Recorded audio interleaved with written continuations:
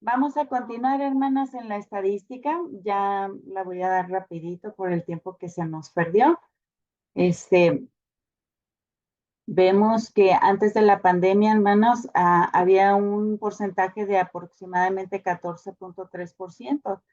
Después de la pandemia, ya en el 2021, pues hay aproximadamente 42.7 millones de personas que manifestaron síntomas de ansiedad. La mayoría fue en mujeres entre los grupos de edad entre 35 y 55 años de edad. Aquí vemos también la gráfica que se hizo la comparativa entre hombres y mujeres, hermanos. Entonces, los hombres estuvieron en un 44.7% y las mujeres en un 62%. En esta otra gráfica vemos la comparativa en base al nivel socioeconómico, hermanos. Entonces, esta línea punteada son un nivel socioeconómico alto y la línea recta de este color verdecito son aquellas personas con un nivel socioeconómico bajo y nos damos cuenta que desde el 2020 hasta el 2022, pues se incrementó más en el nivel socioeconómico bajo. Según la OMS, ahorita más de 200 millones de personas padecen de esta enfermedad. Y según la OMS y la Organización Panamericana de la Salud, son la segunda patología psiquiátrica discapacitante en las Américas. La prevalencia es hasta un 20% de los adultos, hermano. En la etapa infantil ocurre aproximadamente entre 1 en cada 4 niños y en algún momento entre las edades entre el 13 y 18 años de edad, siendo grave un 6%, y la edad media en que se presenta pues son los 11 años de edad. Aquí vamos a recordar un poquito de anatomía, hermanos, no nos vamos a detener en esto, nada más quiero que sepan que existen todos estos elementos en nuestro cerebro. Si recuerdan que les puse un poquito de anatomía para que identificaran el tálamo, el hipotálamo, pues aquí tenemos también el tallo cerebral, lo que viene siendo el tálamo, la glándula pituitaria, y aquí en la imagen del lado derecho tenemos lo que es amígdala. Si ustedes ven, es un puntito verde y hay una como tripita azul que se llama hipocampo. Estas dos quiero que se las recuerden porque son las importantes en el trastorno de ansiedad, y donde dice tallo cerebral también. Si las ubicaron, hermanas, si alguien me puede decir, por mí estaría bien. Entonces, en la amígdala, hermanas, está el centro de la respuesta de miedo y ansiedad. En el hipocampo está la formación de la memoria y la regulación de la respuesta al estrés. Y lo que viene siendo la corteza prefrontal, que es la línea punteada roja, está la regulación de emociones y toma de decisiones. ¿Sí las ubicaron, mis hermanas? Sí, hermana. Ok, gracias, hermana, por contestarme. Entonces, esas partes anatómicas son importantes para lo que es el trastorno de ansiedad, pero también, hermanas, hay una secreción de neurotransmisores a nivel de nuestro cerebro, pero también no nada más en nuestro cerebro. Ahorita vamos a presentar otra imagen. ¿Cuáles son estos neurotransmisores? Pues viene siendo la adrenalina, viene siendo la oxitocina, la hormona adrenocorticoide, la serotonina y la dopamina. Estas ¿se acuerdan que les dije que el hipotálamo no nada más secreta hormonas femeninas? Pues todas estas también, hermanas. Entonces, hay muchas de las cosas que realmente el ser humano somos muy complicados, hermanos. Hay otra parte que nuestro cerebro trabaja junto con unas glándulas que se llaman suprarrenales. Estos que parecen frijolitos, pues son nuestros riñones, y lo amarillo que está arriba de los riñoncitos son las glándulas suprarrenales. Estas son las encargadas de secretar cortisol, mis hermanas, que viene siendo la hormona del estrés. Entonces, así se vería nuestras neuronas trabajando, hermanas, con las liberaciones de los neurotransmisores. Estas se las puse para que se dieran una idea de cómo funciona nuestro cerebro. Aquí hay otra imagen de un cerebro activo con liberación y de neurotransmisores que van pasando de una neurona a otra. Ahora, voy a dar unas pequeñas características de estos neurotransmisores. La serotonina, pues es la hormona nombrada de la felicidad, pero también tiene otras funciones, mis hermanos. Regula la digestión, regula los estados de ánimo positivos y negativos, controla el nivel de temperatura, influye en el deseo sexual, reduce los niveles de agresividad. La dopamina, cuando hay un desequilibrio, puede ocasionar hiperactividad, agitación, pensamientos obsesivos, aumento de la ansiedad, y una disminución de la dopamina puede condicionar apatía, puede condicionar falta de interés en la vida, aumento de ansiedad por sensación de desesperanza. Cuando está normal, pues es la hormona de la recompensa y el placer, hermanos. Hay otra que se llama GABA, ácido aminobutírico. Este desempeña un papel esencial en la regulación de la ansiedad. Su función principal es reducir la actividad nerviosa en el cerebro. Entonces lo que ocasiona es relajación y calma. Cuando estos niveles están bajos, pues el cerebro puede volverse hiperactivo, hermanos. Es cuando tenemos el pensamiento, todo lo que da y córrele, que no alcanza uno los pensamientos, hermanos. Se manifiesta con síntomas de ansiedad, nerviosismo y tensión. Hay otra hormona que se llama norepinefrina y esta es la hormona de lucha y huida, es la que nos prepara, se libera cuando hay una situación de estrés o de peligro, se empieza a secretar norepinefrina y nos está preparando para o para luchar o para huir de esa situación en la que estamos expuestos. El glutamato es otro neurotransmisor excitatorio y puede contribuir a la ansiedad cuando su actividad también está desequilibrada.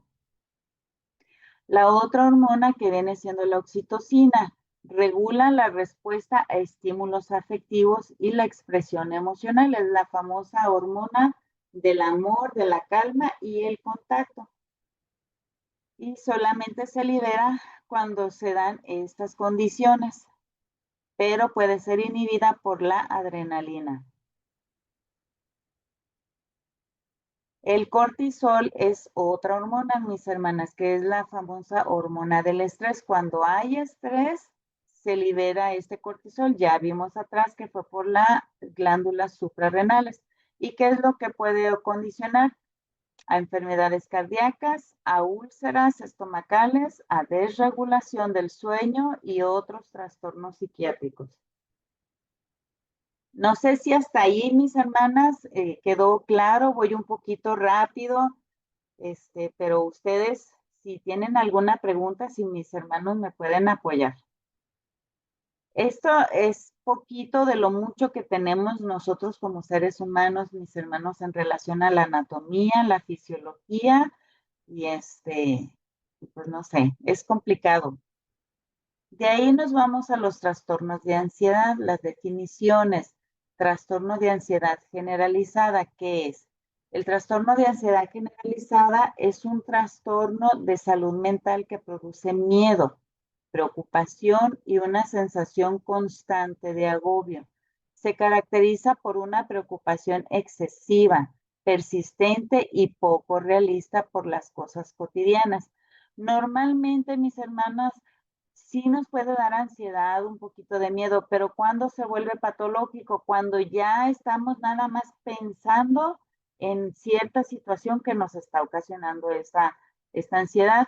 Entonces, casi la mayoría del día no duermo por estar pensando en lo mismo. Ese es el trastorno de ansiedad. Es un estado mental que permite a nuestra mente y nuestro cuerpo prepararse para la huida o el combate al enfrentar alguna situación distinta del cual pudiésemos considerar algún nivel de peligro. Este sería la ansiedad normal. Pero ya cuando es trastorno es excesiva, mis hermanos, que ya está dominando nuestro pensamiento. Según la OMS, estos sentimientos suelen ir acompañados de tensión física y otros síntomas conductuales y cognitivos. Conductuales que viene siendo que ya estamos enojados, estamos demasiado irritantes, estamos o demasiado tristes, o no encontramos nuestro lugar, queremos salir corriendo, etcétera. O tenemos confusión mental, que ya se me olvida una cosa, se me olvida otra cosa y que a qué venía, etcétera. Son pensamientos difíciles de controlar, causan un sufrimiento significativo y puede durar mucho tiempo si no se trata. Los trastornos de ansiedad interfieren con nuestras actividades diarias, mis hermanas. Puede afectar la vida familiar, social y escolar o laboral de una persona. Entonces empieza a haber conflictos, no nada más conmigo mismo, sino que esos conflictos los extiendo hasta la familia, con mi esposo, con mis hijos, con mis compañeros de trabajo, con los vecinos, etcétera. ¿Qué es el miedo?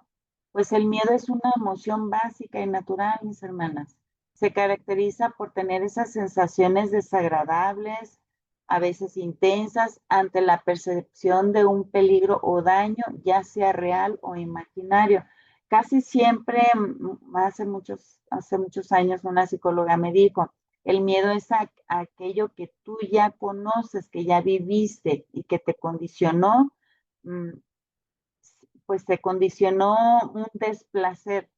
Se trata de una reacción de alerta producida por nuestro sistema nervioso central ante un estímulo potencialmente amenazante. El miedo es algo de casi siempre de experiencias que ya vivimos y fueron desagradables. Ahora, la angustia, ¿qué es? Este está caracterizado por una propensión psíquica a reaccionar ante un miedo de origen desconocido. Entonces, me estoy angustiando por algo que no sé ni qué va a pasar y ya estoy estresada y angustiada. Muchas de las ocasiones las personas no saben con precisión a qué le temen específicamente y puede describirse también como la preocupación excesiva ante amenazas que suponemos podrían ocurrir en cualquier momento, haciéndonos sentir totalmente inútiles para afrontar dichas situaciones. ¿Qué viene siendo, hermanos? Pues es ese tener miedo a lo desconocido. Es una angustia, ya se convierte en angustia porque ya es excesiva y ni siquiera sé si va a suceder o no. Ahora, los trastornos de ansiedad, mis hermanas, bueno, sí quedó claro las definiciones, hermanas. Sí, hermanita. Ok. Los trastornos de ansiedad se clasifican en varios. Nosotros nada más nos vamos a centrar en el trastorno de ansiedad generalizada. Si ustedes ven aquí la diapositiva que les puse, son muchos los trastornos de ansiedad. Entre ellos son aquellos que son por separación, que viene siendo que los padres se separan, se divorcian, se pelean, o también puede ser por la muerte de algún familiar, etcétera. Mutismo selectivo, aquellas personas que ante situaciones donde hay mucha gente que tienen que hablar, mejor no hablan. Agorafobia, aquella ansiedad que les da cuando salen de su casa, o aquellas inducidas por sustancias o aquella ansiedad que les da por estar en medio de mucha gente, no prefieren no salir a convivir con nadie, o aquellas atribuibles a condiciones médicas. Por ejemplo, hay personas que entran en ansiedad cuando van a un hospital, cuando van a la consulta, que nosotros lo conocemos como el síndrome de la bata blanca, ¿no? Hay otros trastornos específicos de ansiedad, por ejemplo, las fobias, la fobia a las serpientes, a los ratones, a los etcétera, hermanas. Ustedes, cada una sabemos a qué tenemos fobia, ¿no? Y hay otras que son inespecíficas. Esta según es el DSM-5 y según la clasificación internacional de las enfermedades, son parecidas, nada más que con otro nombre, mis hermanos. Ahora, ¿qué factores de riesgo existen para que una persona pueda presentar un trastorno de ansiedad? Los medioambientales, que viene siendo el estrés constante, que esa persona no sabe manejar el estrés, no lo sabe canalizar asertivamente y todo se lo está quedando adentro. El aislamiento social, esa persona que no quiere salir de casa, prefiere estar adentro, no quiere convivir con nadie, etcétera. Otro también, la violencia intrafamiliar, hermanas. Y acuérdense que la violencia intrafamiliar, o sea, no nada más son golpes, es violencia psicológica, abuso sexual, es abuso, es violencia económica. Entonces, y pues obviamente los golpes.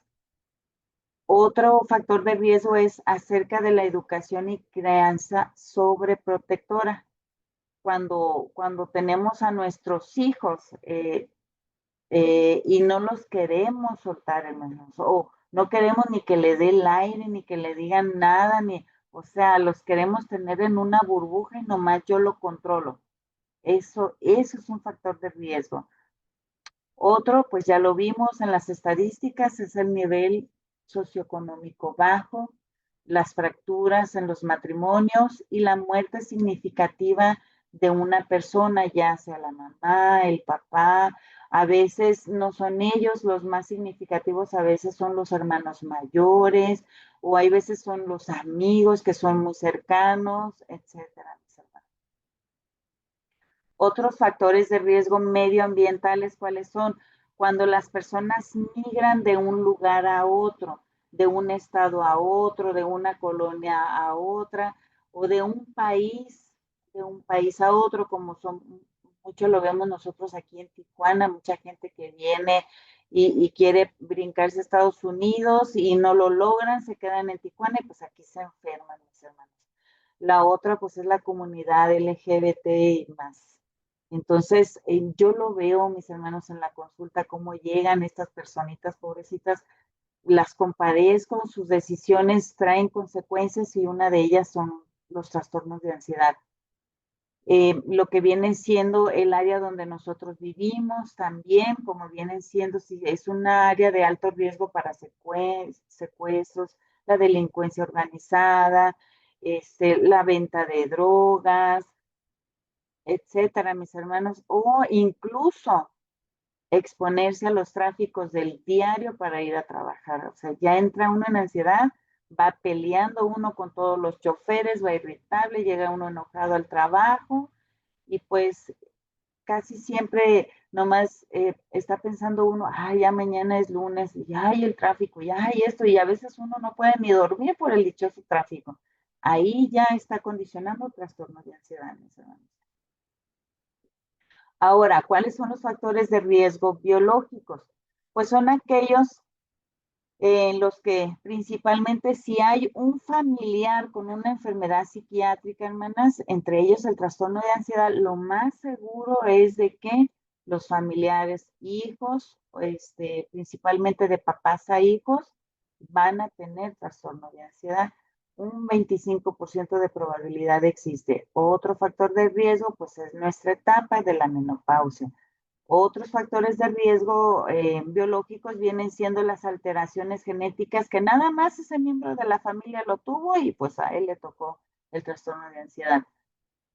Otros de los factores biológicos vienen siendo ya cuando hay enfermedades, hermanos, como viene siendo diabetes, hipertensión, cáncer, otras enfermedades psiquiátricas como esquizofrenia, depresión, trastornos bipolares o cuando hay adicciones en las familias, ya sea por parte del paciente que está teniendo el trastorno de ansiedad o de familiares. El COVID trajo muchísimo trastorno de ansiedad, ya lo vimos, mis hermanos. Ahora, ¿qué otros factores de riesgo? Pues son los estilos de vida, hermanos. Si nosotros tenemos una vida sedentaria, una alimentación en base a comida chatarra, el insomnio, o duerme muy poco con muy mala calidad, que no es un sueño reparador, hay un mal entorno del lugar donde descanso. ¿Qué es esto? Que dentro de mi habitación, de mi recámara, hay televisión, hay videojuegos, Hay muchas cosas que nos están robando la energía y nos distraen para conciliar el sueño.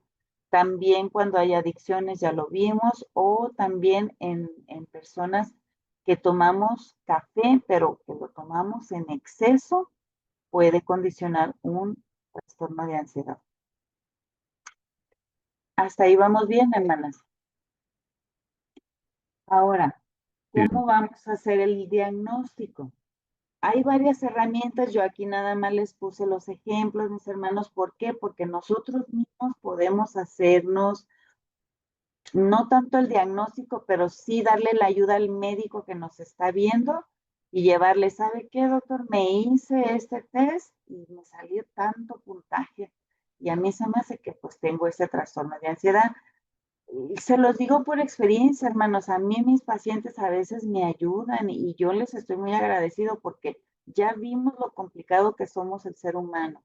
Entonces, a veces los médicos necesitamos ayuda y decirles, ¿sabe qué, doctora? A lo mejor tengo esto, me pasa esto, y créanme que en base a, si tienen un excelente médico, el médico les va a prestar atención y les va a dar su tratamiento que requieran. Existe el inventario de ansiedad de Beck, ese lo pueden encontrar en el internet. Ahí les puse eh, cuando es mínimo, cuando es leve, moderado, porque es en base a puntaje, acorde a lo que ustedes respondan. Se hace la sumatoria. Está la escala de Hamilton, está la escala de GAT-7, que también ustedes las pueden bajar del internet y pueden contestarlas.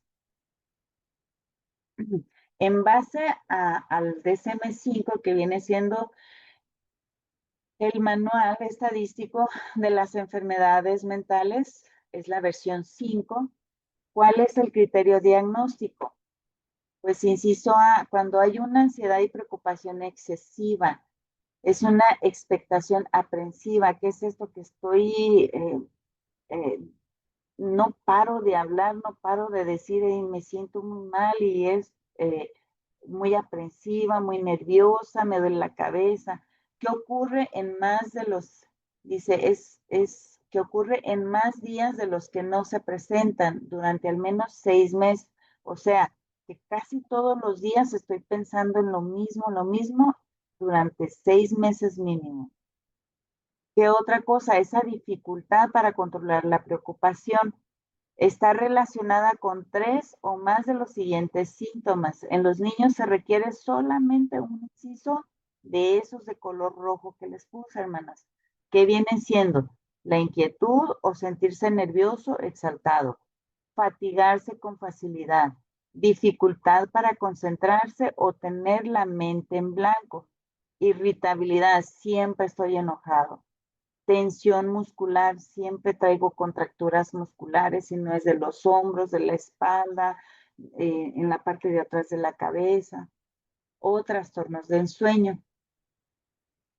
Con estos que les puse en rojo son los principales síntomas para diagnosticar ansiedad. Ahora, la ansiedad causa angustia y deterioro en el funcionamiento social, ocupacional o de otras áreas importantes. Eso les va a preguntar el médico. Les causa ansiedad, le causa alteración en su trabajo, en su casa, le ocasiona conflictos, ustedes van a decir sí o no. También el trastorno no es atribuible a efectos fisiológicos de otras sustancias u otros padecimientos. Ahí el médico les va a preguntar, ¿toman medicamentos? ¿Por qué? Porque nosotros tenemos que ver que no sea algún efecto secundario de algún medicamento. Y la F, el trastorno no se explica por otros trastornos mentales, o sea, que ustedes no tengan trastorno bipolar, que no tengan esquizofrenia, que no tengan depresión. Si ustedes no tienen esas tres principalmente, entonces sí vamos a ver si no es un trastorno de ansiedad. Esos son los criterios del manual estadístico de enfermedades mentales y de la clasificación internacional son casi las mismas. Dice, ansiedad y preocupación excesiva, ya lo vimos, durante al menos 6 meses. Por lo menos 4 de una lista de 22 síntomas. Aquí sí ponen 22 síntomas y al menos uno del 1 al 4. ¿Cuáles son estos síntomas? Los síntomas autónomos que están afectando órganos, dice palpitación o taquicardia, por lo menos uno de estos primeros cuatro, hermanas. Sudoración, temblores o sacudidas, sequedad de boca, no debida a fármacos o deshidratación, porque hay fármacos que secan la boca como efecto secundario, y la deshidratación se puede ver cuando hay diarrea, cuando hacen excesivo ejercicio o también los golpes de calor. Ahora, los síntomas tóraco-abdominales que vienen siendo dificultad para respirar, sensación de ahogo, dolor o malestar en el pecho, náuseas o malestar abdominal. Síntomas relacionados con el estado mental. ¿Cuáles son? Pueden presentar mareo, pueden presentar inestabilidad, o sea, como están paraditos y como que se desequilibran y se desmayan, hermanos. Sensación de irrealidad o desrealización, o sentirse fuera de la situación, o sea, como que yo no soy esta persona, como que qué me está pasando. Por eso les puse ahí las imágenes para que más o menos se den una idea, hermanas. Sensación de ir a perder el conocimiento o el control o de volverse loco, porque hasta uno dice, ay, creo que me estoy volviendo loca, tanto que estoy pensando y no resuelvo nada, ¿no? El número 12 es el miedo a morir. Ese también es otro de los síntomas. De los síntomas generales que vienen siendo oleadas de calor o escalofríos, a veces es como los bochornos que nos dan a las personas menopáusicas, hermanos. Hay una sensación de adormecimiento o sensación de hormigueo. A veces decimos, es que tengo hormigueo así en mis brazos, en mis manos, en mis pies, o como que no lo siento, o como que están entumecidas. Es eso, hermanos. Síntomas de tensión. Ya vimos que son contracturas musculares o dolores musculares, o las parestesias también son hormigueos. Hay inquietud, dificultad para relajarse, un sentimiento de estar al límite, de que digo, ya no puedo más, ya no. Entonces sienten mis hermanos que su cabeza va a explotar, sensación de nudo en la garganta, de que no pueden ni hablar de todo lo que tienen ya adentro de preocupación.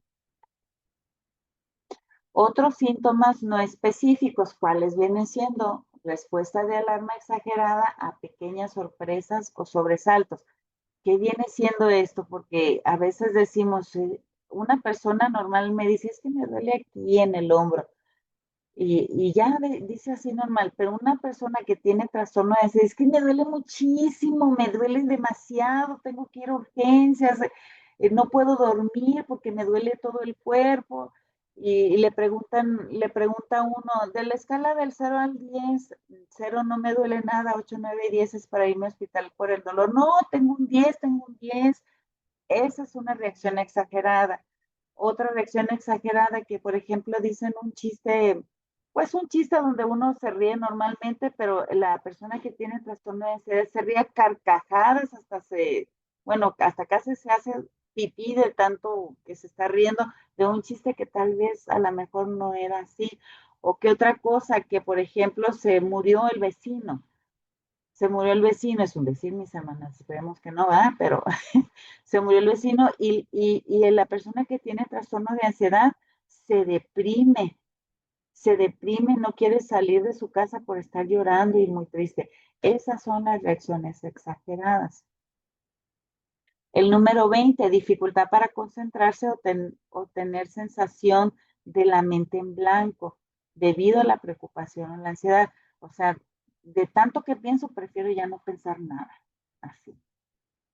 La irritabilidad ya la mencionamos, dificultad para conciliar el sueño ya la mencionamos, o que el número C, que el trastorno no cumple con los criterios para las fobias, o el trastorno de pánico, o el trastorno obsesivo compulsivo, o el trastorno hipocondriaco. ¿Qué es el trastorno hipocondriaco? Son las personas de que leen una enfermedad en Google o lo ven en alguna película y dicen, ay, yo tengo eso. Leen otra enfermedad y dicen, ay, yo tengo eso. y leen otra enfermedad y dicen, ay, creo que también tengo eso. O sea, esa es una persona hipocondríaca que cree que tiene todas las enfermedades. El inciso D, el criterio de exclusión más frecuente usado del trastorno de ansiedad no se debe a algún trastorno orgánico específico o de sustancias. También que sabemos de que no es adicta la persona, entonces podría ser el trastorno de ansiedad. Estas son los criterios diagnósticos, mis hermanos, en los que nosotros los médicos nos basamos para diagnosticar un trastorno de ansiedad. Ahora, ¿cuáles son los diagnósticos diferenciales? Nosotros como médicos tenemos la obligación de descartar todas estas enfermedades en una paciente que está teniendo trastorno de ansiedad, con alta sospecha de trastorno de ansiedad. ¿Cuáles vienen siendo? Tenemos que descartar que no sea una depresión mayor y recurrente, que no sea un trastorno obsesivo compulsivo, que no sea un estrés postraumático, que no sea la ansiedad social, que no sea bipolaridad ni hipocondría. Esas son las enfermedades psiquiátricas que tenemos que descartar. Ahora, también tenemos que ver que no sea por intoxicación o abstinencia por alcohol o el exceso de cafeína y anfetaminas o abstinencia de las benzodiazepinas, que vienen siendo estas, el diazepam, el clonazepam, el lorazepam, etcétera, mis hermanos. También tenemos que ver que no sea por trastornos somatomorfos, que viene siendo el trastorno de pánico y los trastornos de somatización. Cuando dicen, tengo esto, ya tengo colitis, gastritis, fibromialgia, etcétera, es por lo mismo, ¿no? También tenemos que descartar que no sean trastornos neurológicos, la epilepsia, como la epilepsia y la esclerosis múltiple, y algunas otras condiciones médicas como hipertiroidismo, la baja de glucosa, arritmias cardíacas, asma y enfermedades pulmonares. Ahora sí, mis hermanas, vamos pensando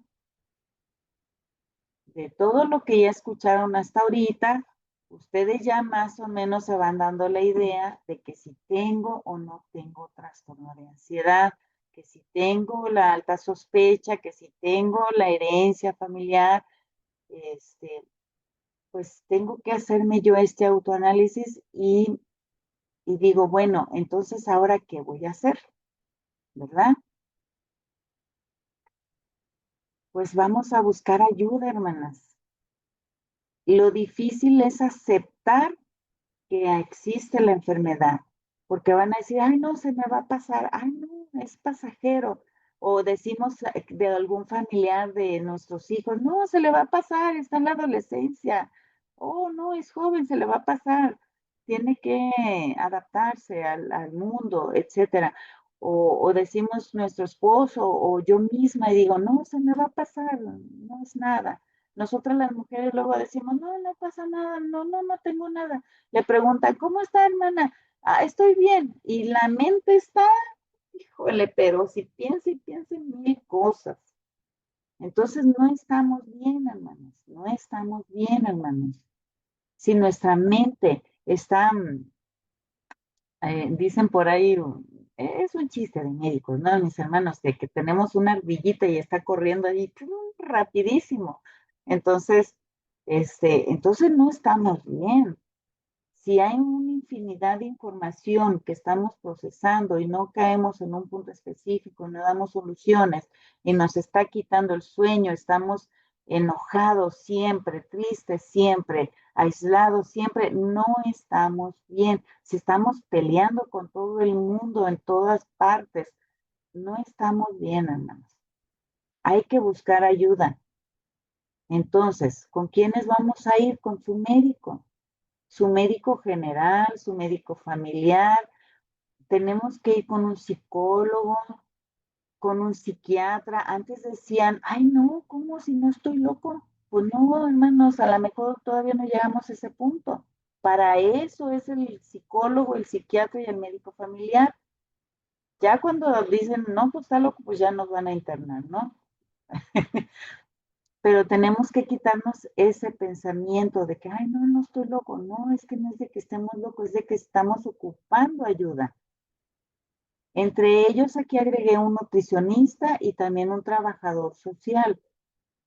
En el IMSS, hermanos, y también en la Secretaría de Salud hay trabajadores sociales. ¿Por qué? Porque ven las redes de apoyo que tiene ese paciente. Las redes de apoyo, ¿quiénes son? Las personas que están a su alrededor que sí quieren apoyar al paciente. Entonces, todo este equipo de trabajo vamos a dar una terapia multidisciplinaria. Cada quien hace su función, mis hermanos. Ahora, ¿qué estudios nos vamos a poder hacer? Los estudios para diagnosticar trastornos de ansiedad no hay, hermanos. Los estudios de laboratorio que vamos a hacer son para descartar esos diagnósticos diferenciales que mencionamos hace un rato. El perfil tiroideo para descartar un hipertiroidismo. La glucosa sérica es para descartar cuadros de diabetes, perdón, enfermedad de diabetes y cuadros de hipoglucemia y hiperglicemia. La biometría hemática, que es el hemograma completo, es para descartar anemias. Electrolitos séricos, que viene siendo sodio, potasio, para descartar enfermedades neurológicas por alteración de estos electrolitos o enfermedades cardíacas. El cortisol sérico, para ver los niveles de cortisol que está secretando nuestras glándulas suprarrenales. Pruebas de función hepática y renal. ¿Por qué? Porque a veces hay pacientes que son alcohólicos, mis hermanos, entonces ya tienen alteraciones hepáticas, ya hay encefalopatía hepática. Y el antidoping también, hermanos, para descartar las adicciones, el uso de sustancias. De gabinete, ¿qué vamos a hacer? Pues la radiografía de tórax, vamos a ver el tamaño del corazón, ahí vamos a descartar una enfermedad cardíaca y también enfermedades pulmonares. Entonces, si se dan cuenta, todo esto no es para diagnosticar trastorno de ansiedad, es para descartar el diagnóstico diferencial. Ahora, ¿qué tratamiento? ¿Se recuerdan de esta diapositiva, mis hermanas? Se las puse en la plática pasada de la menopausia. No vamos a adentrarnos como en aquella plática. Aquí nada más ahorita sí me voy a enfocar en la alimentación, pero de antemano todo esto lo tenemos que hacer. Tenemos que hacer todo el cambio a estilos de vida saludables. En relación a la alimentación les voy a dar unos tips. Los alimentos ricos en triptófano. ¿Por qué el triptófano? Porque el triptófano es un aminoácido que va por medio de otras enzimas, se va a convertir en serotonina, mis hermanas, que es la que nos va a ayudar para que se controle este trastorno de ansiedad. ¿Y cuáles son estos alimentos ricos en triptófano? Pues los quesos, las semillas de girasol, las semillas de calabaza, cacahuates, pescado, el pavo y el pollo. Entonces, si se dan cuenta por qué agregamos a un nutriólogo, porque ellos nos van a orientar, nos van a indicar qué alimentos más podemos comer para mejorar nuestro trastorno de ansiedad. Dentro del tratamiento médico, ustedes ya saben que no les pongo dosis ni tampoco días de consumo. Eso se los va a prescribir su médico familiar y su médico psiquiatra. Ellos les van a decir qué cantidades, qué horario, por cuánto tiempo, porque acuérdense que el tratamiento es individualizado, no es el mismo para todas las personas. Entonces, dentro de los tranquilizantes o sedantes ansiolíticos está la hidroxicina, clonazepam, lorazepam, diazepam. Los tres que terminan en PAM son adictivos, mis hermanos. Dentro de los antidepresivos, porque en el trastorno de ansiedad llega un punto en que si no hizo efecto todo el cambio de estilos de vida o tratamiento alternativo, pues vamos a lo que vienen siendo los antidepresivos, vienen siendo la fluoxetina, duolexina, venlafaxina, sertralina, paroxetina, citalopram, escitalopram. Ahora, tratamiento psicológico y alternativo. El psicológico, pues se lo voy a dejar al hermano Alberto, ¿verdad? Yo nomás voy a mencionar aquí dos que encontré, que es el psicoanalítico y el principal en relación al trastorno de ansiedad, pues es la terapia cognitivo-conductual, que yo creo que el hermano ya nos va a explicar un poquito más a detalle, mis hermanos, porque créanme, yo aquí les doy así para que ustedes sepan de que existe, porque cada uno de ellos es un tema aparte muy profundo. Dentro del tratamiento alternativo que encontré, pues encontré la aromaterapia. Todo esto, mis hermanos, lo pueden encontrar ahí en internet. No busquen cualquier página, busquen páginas científicas. Entonces, ¿por qué? Porque todo esto no lo hace cualquier gente, lo hacen profesionales. Entonces, quiero que sepan que existe. También les voy a hablar a grandes rasgos porque cada tema es muy profundo. La aromaterapia es en base al oler ciertos aceites que van a hacer efecto. Entra el aroma por nariz y hace el efecto directo al cerebro. La cromoterapia es la exposición a ciertas luces de colores. Más adelantito voy a hablar un poquito más. La musicoterapia también. ¿Quién da esta terapia? Una persona que tenga conocimiento de medicina y de psicología y de música. La terapia ocupacional también la vamos a ver más adelantito, que es en base a lo que sí puede hacer la persona, y existe la fitoterapia, que viene siendo a base de algunas plantas.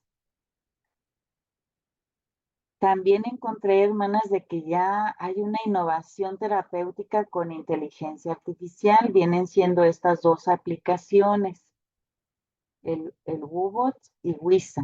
Y esta ofrece intervenciones basadas en terapia cognitivo-conductual. Estas no les voy a ahondar porque nada más quise ponérselas también para que sepan que existen. Recuerden, mis hermanas, todo bajo prescripción médica, no automedicarse, aunque es tratamiento alternativo, no deben de automedicarse, tienen que trabajar o tenemos que trabajar en conjunto con nuestros médicos, con nuestro nutriólogo, con nuestro psicólogo. La aromaterapia. El mecanismo neurobiológico detrás de la aromaterapia está relacionada principalmente con la influencia en el sistema límbico. El sistema límbico son todas esas partes que le enseñé de anatomía, si se acuerdan, en la parte casi al principio. La parte del cerebro que controla las emociones, la memoria y la respuesta al estrés. Ahí es donde hace su efecto y entra por nariz. El bulbo olfatorio está detrás de nuestra nariz. La estructura cerebral responsable de procesar los olores. Tiene una conexión directa con el sistema límbico, lo que permite que los olores influyan en estas áreas claves como la amígdala y el hipocampo, que están implicados en la regulación emocional y de la memoria. Ya ustedes con calma, cuando vean su presentación otra vez la repasen, pues ustedes ya van a saber de lo que estamos hablando aquí, mis hermanas. También tiene influencia en los neurotransmisores, los aceites esenciales. Clave, dice, también afectan los neurotransmisores clave involucrados en el estado de ánimo y la respuesta al estrés, como la serotonina, la dopamina y el ácido gamma aminobutírico. Por ejemplo, ya les puse también por ahí las bibliografías, mis hermanos. Dice, estudios han sugerido que la inhalación de aceites esenciales como la lavanda, es el que yo miré que está más estudiado, mis hermanos, puede aumentar la liberación de serotonina, un neurotransmisor crucial en la regulación del estado de ánimo. mientras que otros aceites como el bergamota pueden tener efectos sobre la dopamina, un neurotransmisor relacionado con la motivación y el placer, que ya lo mencionamos atrás. Ahora, ¿de qué se trata la cromoterapia? Pues es la exposición a ciertos colores. Y aquí les puse, mis hermanos, no les voy a leer todos. Ustedes ya en casita lo van a leer con calma. ¿Cómo pueden usar estos colores? En su vestimenta, cuando pinten su casa, sus habitaciones, sus patios, cómo arreglen sus jardines, qué flores pueden poner, qué arbolitos pueden poner. Ustedes pueden jugar con los colores en sus casas, en sus lugares de trabajo. Y aquí les puse estas sugerencias, bueno, no son sugerencias, es lo que encontré acerca de la cromoterapia, mis hermanos. Entonces, si se dan cuenta, el amarillo, por ejemplo, se relaciona mucho con la concentración, se asocia a la inteligencia, la sabiduría, ayuda a desarrollar mente lógica, la capacidad de razonamiento. El azul, por ejemplo, ¿con qué está relacionado? Pues con la inspiración, paz, tranquilidad, es calmante, relajante. En tonos oscuros o un exceso de este se desaconseja en pacientes con depresión. Es preferible los tonos claros. Por ejemplo, otro color, el verde, que está relacionado con la esperanza, la regeneración, el crecimiento, pero también en sus tonos muy oscuros tiene una tonalidad negativa. El rojo también, por ejemplo, los colores rojos, hay hermanas que les encanta el rojo, pues es un estimulante, mis hermanos, está relacionado con la sangre, con la pasión, la sexualidad, la actividad, la prosperidad, la ambición, pero cuando es en exceso puede causar irritabilidad. Entonces, si se dan cuenta, cada color está relacionado con un estado de ánimo. Y hay otros colores, como son los grises, estos nada más mencionan que dan mucho juego para realzar a la persona. El blanco, que está relacionado con la vida, con la luz, con la pureza, la santidad, la limpieza, la inocencia. El negro está relacionado con la muerte, con la oscuridad, o con nada simplemente, o la soledad, la tiniebla, o con un fin. Pero también cuando en su positividad está relacionada con una imagen sobria y de control de situaciones. Los colores marrones, pues, ¿qué es lo que están relacionados con la calidez y la seguridad? Y los rosas con calidez. Entonces, ya cuando ustedes se vistan, cuando nos vistamos, pues ya sabemos más o menos de con qué colores podemos nosotros dar esa imagen cálida, no agresiva, no triste, etcétera. ¿Qué otro tratamiento alternativo? Pues es la musicoterapia, mis hermanas. Entonces, uno de los ideales que calma porque calma a las personas es escuchar el sonido del agua. El sonido del agua está relacionado mucho, mis hermanos. ¿Por qué? Porque cuando estamos en el vientre de nuestra madre, pues estamos en agua, hermanas. Entonces, nuestro subconsciente relaciona el sonido del agua con ese estado de paz que cuando estuvimos dentro del vientre de nuestras madres.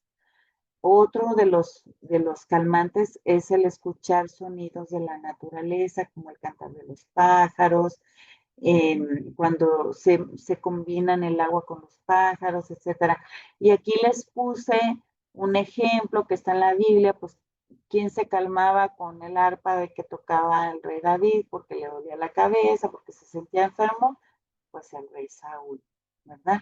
El rey Saúl se calmaba cuando antes de que fuera rey David, iba y le tocaba y lo tranquilizaba.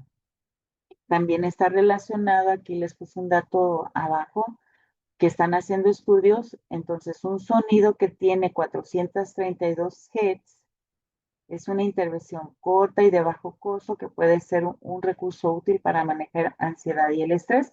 Ustedes pueden poner esa información en el YouTube música de 432 Hz y ahí les va a desplegar. Ya saben que en el YouTube sale ya de todo. Y pues ustedes pueden poner, si andan estresadas, nerviosos, pongan música en base a estas características y van a ver que se van a tranquilizar. Dentro de de la musicoterapia también existe la sonoterapia, ¿qué es esto? Es en base a escuchar sonidos, por ejemplo, se me fue la palabra.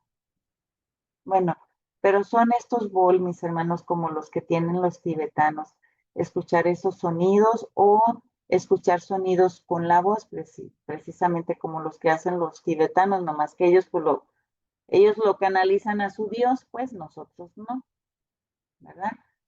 Entonces es catalogada como una terapia vibracional. Ah, y dice aquí, se basa en el uso de la voz, de sonidos de instrumentos tales como los cuencos tibetanos o los cuarzos o los gongs y otros, las campanas, los crótalos y los diapasones, entre otros, ¿verdad? Entonces, además de que abordan la salud física, mental y emocional mediante estos parámetros de sonido para la recuperación de trastornos sensoriales, cognitivos y motrices, va todavía más allá y suele ir asociada también con las necesidades del crecimiento personal, de alcanzar otros estados de conciencia y de profundizar en la dimensión espiritual del individuo. Pues ya ven que las personas tibetanas pues lo usan cuando van a a meditar, hermanos. Entonces, nosotros podemos utilizar otro tipo de instrumentos o la música que ya les dije, pues ya es decisión de cada quien. Obviamente nosotros no vamos a hacerlo acorde a la idolatría que tienen ellos, ¿verdad? No, no quiero ofender a nadie, claro. No quiero ofender a nadie, cada quien sus creencias. Otro, otro tratamiento alternativo, cual viene siendo la terapia ocupacional. Y esta también es una profesión sociosanitaria y se enfoca en la rehabilitación, el empoderamiento y la adaptación de las personas con dificultades físicas, cognitivas o emocionales en sus actividades cotidianas. Estas personas, mis hermanas, tienen que ir a medicina física y rehabilitación, identifican cuáles son sus deficiencias y trabajan en ellas. De ahí nos vamos a la fitoterapia. Aquí les puse algunas plantas. Cada una, acuérdense, la indicación si es para trastornos de ansiedad, pero tienen sus efectos secundarios y sus contraindicaciones. Muchas de ellas ya las conocemos como la valeriana, la manzanilla, algunas personas conocen la hierba del Juan, la pasiflora, la lavanda, y las que yo no había escuchado era la cava cava y la es ashwagandha. No, no la puedo ni pronunciar, hermanas, perdón, pero la encontré. Esta es oriunda de África, hermanas. Entonces, esta crece en Asia y África. Y pues sí nos ayuda a calmar el cerebro, reduce la hinchazón, disminuye la presión, y sí altera el sistema inmunológico, incluye insomnio, envejecimiento, ansiedad. Estas son indicaciones, mis hermanas, insomnio, retarda el envejecimiento, disminuye la ansiedad, entre otras. Pero tiene efectos secundarios, casi siempre son gastrointestinales. Sí hay un riesgo de abortos y de partos prematuros, potencia los medicamentos hipoglucemiantes, que significa que si ustedes toman esta Witania somnífera, se me hace más fácil así pronunciarla, y aparte tienen diabetes y toman medicamentos, pues corren el riesgo de que les dé un cuadro de hipoglucemia. Así como otros medicamentos hepatotóxicos, que vienen siendo aquellos que intoxican el hígado o los ponen en peligro el hígado, o aquellos otros medicamentos ansiolíticos. Puede ser segura usándola hasta 3 meses, pero se desconoce la seguridad a largo plazo. Cabe mencionar, mis hermanas, que todas estas plantas no hay estudios a largo plazo. Por eso no se recomienda por tanto tiempo o nada más ingerirlas de vez en cuando. ¿Por qué? Porque falta mucho estudio científico. Las contraindicaciones de la agüitania somnífera, que viene siendo si es alérgica, si hay cáncer de próstata, si hay cánceres, tumores hormonodependientes. En embarazo y lactancia no están estudiados, está contraindicado en alcoholismo y otras adicciones. La manzanilla, muchos ya la conocemos y hasta decimos, no, sí, tómate un tecito de manzanilla para que te calmes. Pues sí, sí funciona, mis hermanos. También funciona cuando hay cólicos intestinales, es antiinflamatorio, es antiulcerosa, es digestiva, es bactericida, es fungicida, que es esto que mata bacterias y hongos y da un poquito de sueño. Por lo general es bien tolerada, casi no hay efectos secundarios. Cuando está contraindicada, pues también cuando hay alergia y no se debe de poner en heridas. La cava cava también es un ansiolítico, produce sueño, relaja músculos, quita los cólicos, es anticonvulsivante también. Dice, y se aconseja nada más por un mes. Efectos secundarios también, alergias, malestar gástrico, puede haber cansancio matinal, puede disminuir los reflejos musculares, puede producir síntomas de intoxicación producidos a los barbitúricos cuando se toma de más. Está contraindicada igual en embarazo y lactancia y en niños. Está contraindicada en la depresión, en la psicosis, en enfermedades de hígado y en alcoholismo, mis hermanos. La lavanda, que muchos la conocemos, ya sabe, está indicada también en casos de inquietud, agitación, insomnio, molestias abdominales. Está indicada solo para mayores de 12 años. De hecho, mis hermanas, sí voy a poner ahí un hincapié. En los niños casi no hay estudios. Por eso en los bebés no se les dan test. Si acaso y si el pediatra lo autoriza, el de manzanilla nada más. Y no en bebés menores de 6 meses. Eso lo tienen que platicar con su pediatra. En relación a las demás plantas, es en mayores de 12 años.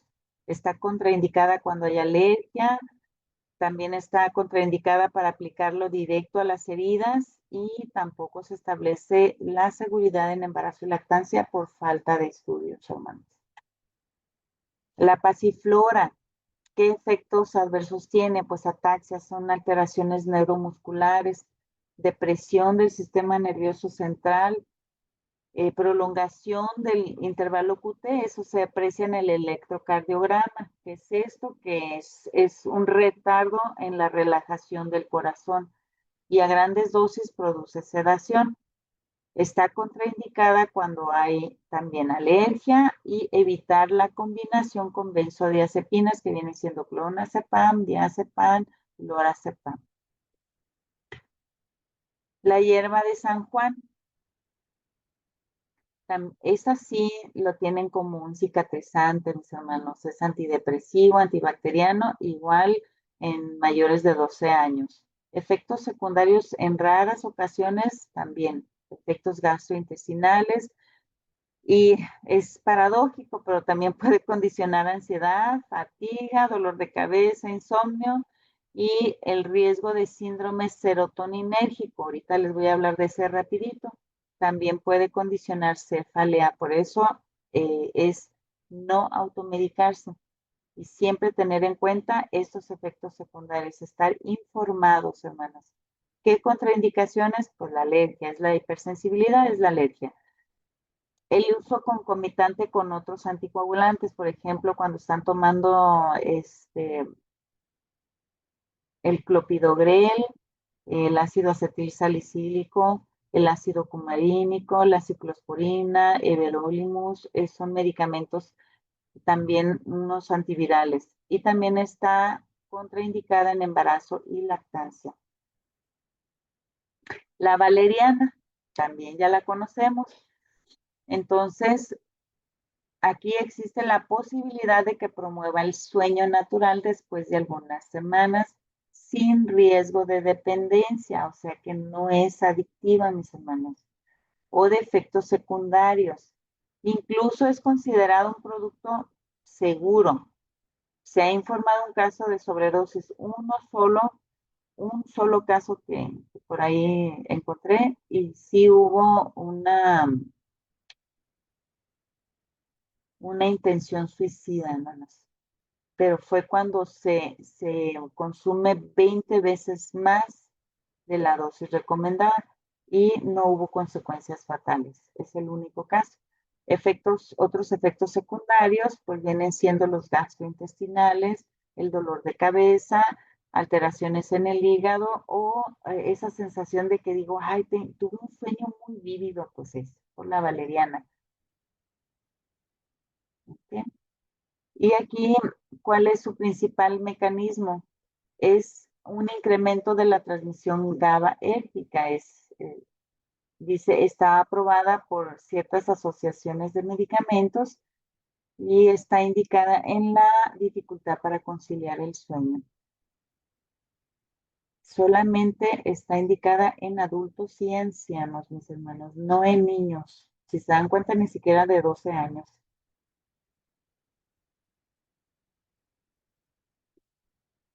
Les voy a hablar del síndrome serotoninérgico. Por eso la importancia, hermanas, hasta ahí dejamos lo que es la fitoterapia. Hay más plantas, ustedes pueden buscarlas en su casa con tranquilidad.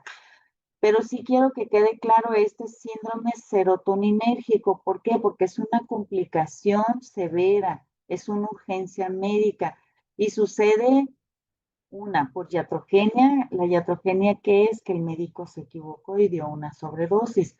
O cuando el paciente se automedica o combina medicamentos con las plantas que acabamos de ver. Entonces, ¿cuáles son estos síntomas? Se tiene que presentar, para que sea un síndrome serotoninérgico, debe presentar 4 síntomas mayores o 3 menores, perdón, o 3 mayores y 2 menores.